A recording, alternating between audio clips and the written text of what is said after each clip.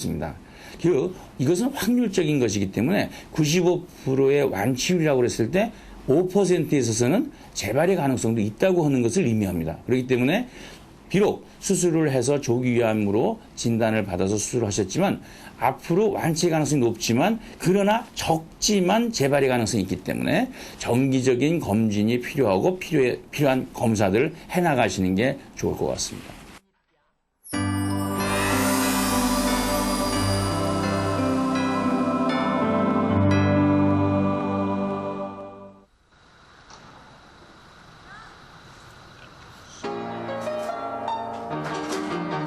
여느 집과 다름없는 더없이 평온한 일상들이 오늘따라 유계희 씨에겐 한없이 소중하게 느껴진다. 대장암 3기 진단을 받고 절망적인 상황에 힘들었던 때가 8년 전. 당시 16이던 쌍둥이 아들은 어느새 24살 청년으로 자라있다. 피아노 연주며 작곡이며 특히 음악에 재주가 많은 둘째 유진이.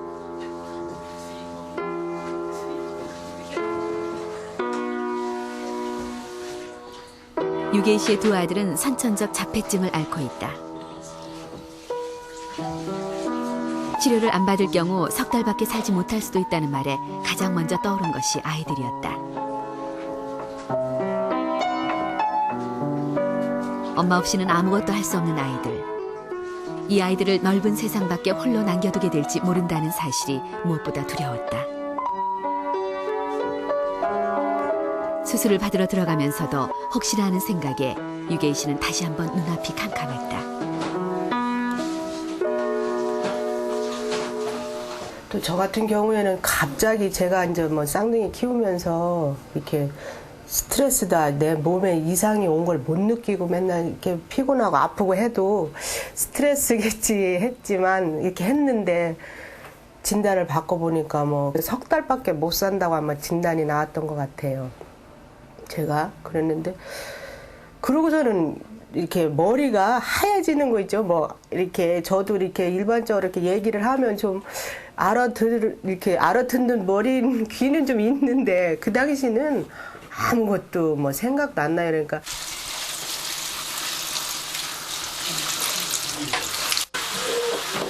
절망적인 상황 속에서 유계희 씨를 일으켜 세운 것은 아이들이었다. 16년간 아이들 뒷바라지에 마음 편히 쉬어본 적 한 번 없었지만 바로 이 아이들 때문에 살아야 했다. 수술 후 유계희 씨는 적극적으로 치료를 받기 시작했다. 35회가 넘는 방사선 치료와 6개월에 걸친 항암 치료의 고통 속에서도 치료를 받아야 살 수 있다는 믿음이 지쳐 쓰러지는 유계희 씨를 잡았다. 그 이제 항암 치료 받을 때 얼마나 힘들었냐래도 사실 서울에서 내려올 때는 막 울고 와요. 안 간다고 막. 난 하루만 살아도 편하게 살다 죽겠다고 라고 내려오는데 여기서 여기 거리가 얼마 안 되지만 그 이튿날 아침에 보면 나도 모르게 겨서 일로 가요. 가서 이 머리를 감더라고요. 감고는 또 내려가요. 차를 타러. 그러니까 그 본인이 살고 싶은 의지도 있는 것 같아요. 이렇게 보니까. 제가 많이 살고 싶었던 것 같아요. 그 힘든 치료 과정을 마친 끝에 유계희 씨는 마침내 일어설 수 있었다. 대장암 3기 진단 후 8년째 유계희 씨는 연희 사람들과 다름없는 일상을 보내고 있다. 유계희 씨는 이 모든 것이 낫는다는 희망을 갖고 적극적인 치료를 받은 덕이라고 생각한다.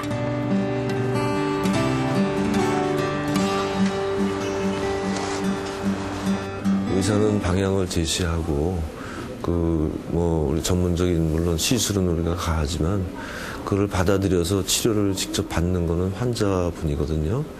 그래서 그런 치료를 적극적으로 어떤 치료가 좋을까를 그 의사하고 상의하고 그래서 가장 좋은 치료법을 권유받았을 때 거기에 대해서 충분한 이해를 하고 또 그런 치료에 대해서 그건 희망을 갖고 의심하지 않고 끈기 있게 치료를 받는 자세가 굉장히 중요합니다. 근데 그런 거를 하지 않으면 아무리 뭐 의사가 하려고 해도 환자가 적극적인 치료를 받지 않으면은 그건 뭐 어떻게 방법이 없거든요. 네. 암 진단을 받고 나면 보통 3가지 치료법이 사용된다. 수술은 암을 제거할 수 있는 가장 확실한 방법으로 초기의 암에 유용하다. 수술 후 국소적으로 암세포가 남아있을 땐 방사선을 쬐어 암세포를 파괴시키는 방사선요법을 사용한다.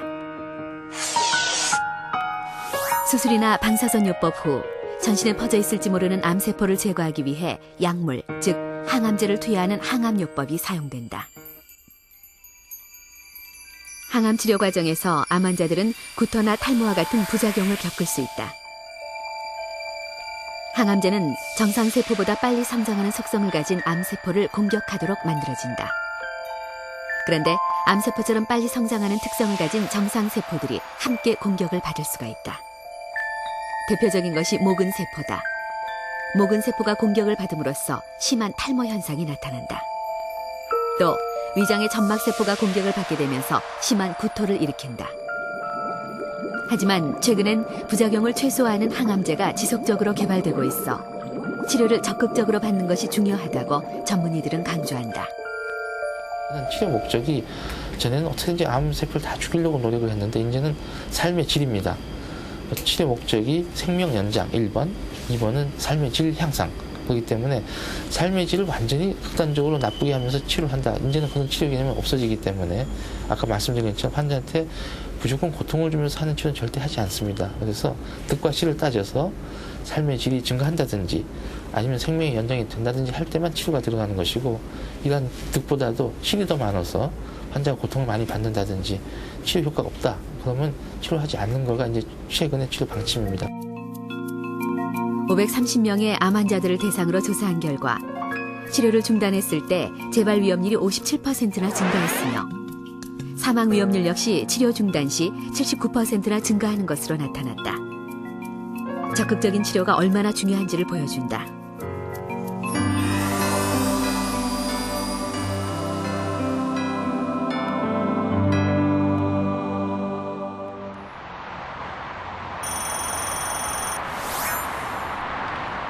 위암 수술을 한 지 열흘 후 최봉규 씨는 가벼운 걷기 운동을 할 수 있을 정도로 빠른 회복세를 보였다. 암이 조기 발견돼 항암 치료나 방사선 치료 없이 수술로 끝날 수 있었던 덕이다. 운동도 좋아하고 건강하다고 자부했지만 이번 수술을 계기로 건강은 함부로 자신하는 것이 아니라는 교훈을 얻었다.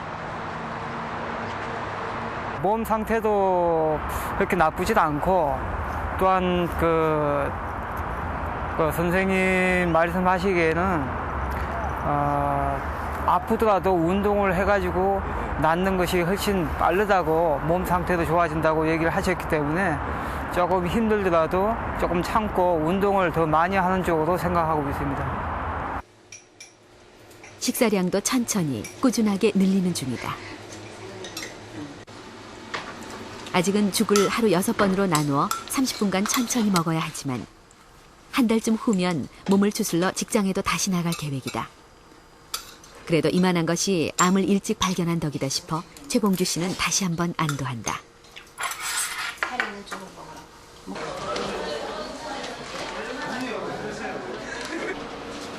대장암 수술을 받았던 양우석 씨는 6개월에 한 번씩 정기적인 건강검진을 받는다.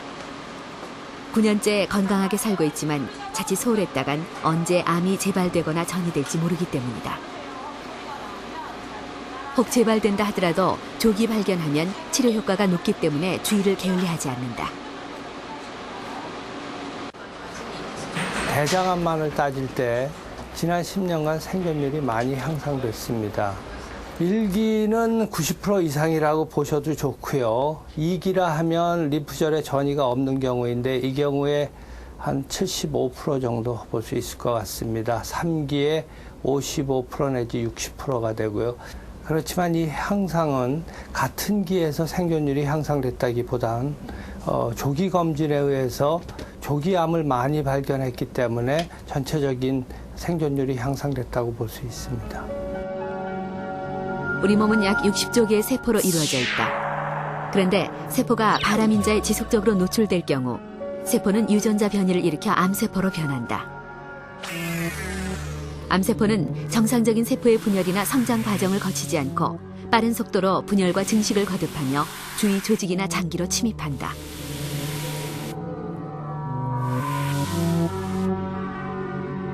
이 중 원래 생겨났던 부위에서 탈출한 암